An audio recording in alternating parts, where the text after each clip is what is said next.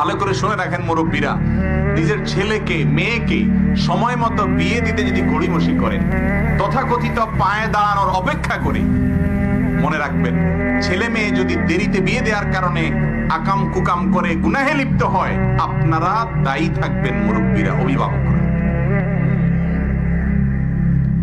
অতএব বিয়ে বিলম্ব করবেন না, বিয়েকে সহজ করুন, জেনার পথ বন্ধ হবে। বিয়ে কঠিন করবেন, জেনার পথ সহজ হবে। ঠিক না ঠিক? অতএব বিয়ে সহজ করতে হবে, আল্লাহ তাআলার নির্দেশ এটা। তবে হ্যাঁ, একেবারে যদি কোনো ক্ষমতা নেই স্ত্রীর ভরণ পোষণ দেওয়া, তাহলে সে রোজা রাখবে, যুবক। কথা বুঝে আসছে?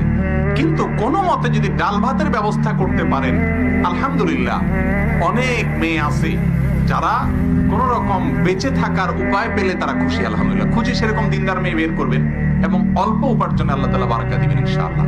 এই জন্য বিয়ে দেরি করা উচিত না।